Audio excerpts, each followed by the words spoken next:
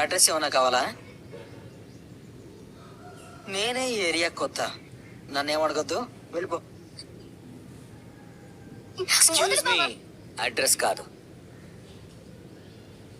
మరెందుకు వచ్చావు? కొంపదీసి తనని కాపాడడానికి వచ్చావా? కొత్త హీరోవా ఏంటి? పక్కెళ్ళు. తనని వదిలిపెట్టు. పట్టుకుంది వదిలిపెట్టడానికి కాదు. వదులుతావా లేదా? వదలకపోతే ఏం చేస్తావు భయ్యా? చెప్పు. వదలకపోతే ఏం చేస్తావు? వదలకపోతే ఏం చేస్తావు? భయ్యా, మీరు తప్పుగా అనుకుంటున్నారు. తను నా మరదలు, నా కాబోయే భార్య. నాది బావ మరదల సరసం. అది మీకు గొడవ అనిపిస్తుంది అంతే, అంతే. ఇక్కడ మాకు ప్రాబ్లం ఏం లేదు, మేము చూసుకుంటాం.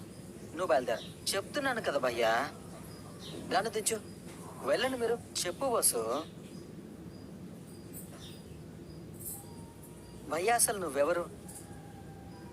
పోలీస్వా, రౌడీవా, గూండావా, లేక ఏదో సినిమాలో చూపిస్తారు కదా డాన్వా? నేనెవరో నీకు తెలియడం కావాలా? నువ్వు ప్రాణాలతో ఇక్కడి నుంచి బయటపడటం కావాలా? అంటే చంపేస్తావా? డౌటా? మిమ్మల్ని ఎక్కడ దింపాలి? ఎక్కడికి వెళ్ళాలో నాకు తెలీదు, మీరు వెళ్ళిపోండి. Thank you. ఎవరు మావయ్య? ఎవరు ఇలా చేసింది?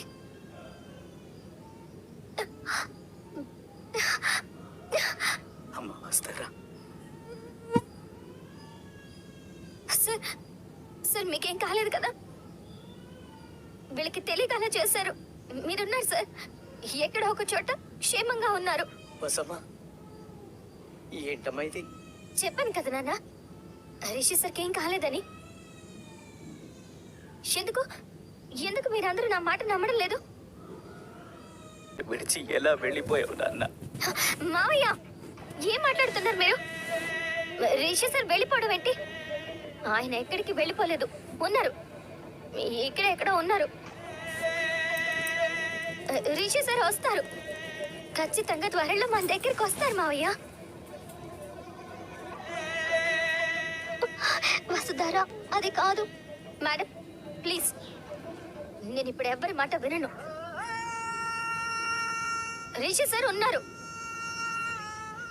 రిషి సార్ నన్ను ఇలా ఒంటరిగా వదిలేసి వెళ్ళిపోయారంటే మీరు నమ్ముతారా? నమ్ముతారా? లేదు కదా? నమ్మరు, ఎవరు నమ్మరు. మీరే కాదు, ఎవరు నమ్మద్దు. నా భర్తకేం కాదు, మాది రిషిధారుల బంధం. మా బంధం విడిపోదు.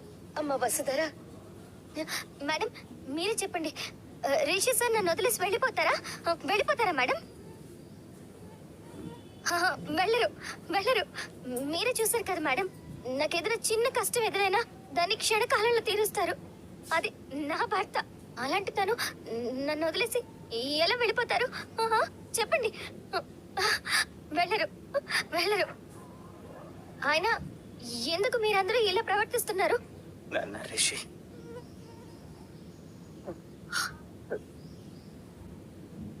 మావయ్య ఏడవద్దు, మీరు అస్సలు ఏడవద్దు. ఊరుకోండి మావయ్య, ఊరుకోండి, ఏడవద్దు. రిషి సార్ ఉన్నారు, ఉన్నారు. అది కాదమ్మా. మీరు నాకు ఇంకేం చెప్పదు మావయ్య. ఇక్కడున్న వాళ్ళందరికంటే ఎక్కువ మా గురించి మీకే తెలుసు కదా.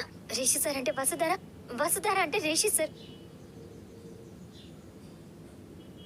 మా తనువులు వేరైనా ప్రాణం ఒక్కటే. ఆయన మీకెన్నిసార్లు చెప్పాలి? నేను బ్రతికున్నది నిజమైతే రిషి సార్ కూడా బ్రతికున్నది నిజం. ఇకనైనా నా మాట నమ్మండి. రిషి సార్ క్షేమంగా ఉన్నారు.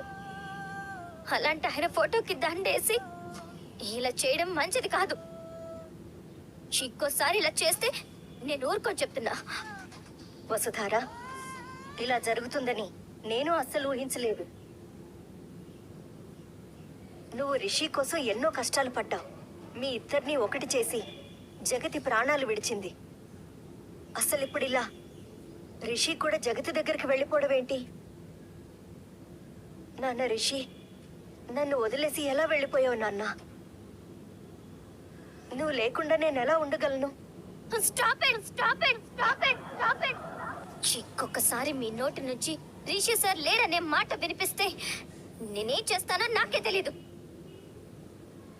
అది కాదు వసుధార. ఏయ్, నీకు మాట్లాడే అర్హత లేదు.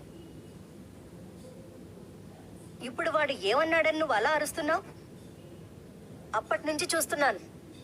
రిషిని ఏదో ప్రాణంగా ప్రేమించింది, ఇష్టంగా పెళ్లి చేసుకుంది. ఒక్కసారిగా భర్త ఈ లోకాన్ని వదిలేసి వెళ్ళిపోయాడని తట్టుకోలేకపోతుంది. అందుకే ఏదేదో మాట్లాడుతుందని మేమంతా సైలెంట్ గా ఉన్నాం. ఏయ్, మళ్ళీ అదే మాట్లాడుతున్నావు. నా భర్త ఉన్నారు, లేరని చెప్పడానికి అసలు మీరెవరు? భ్రమలో ఉండకు వసుధారా,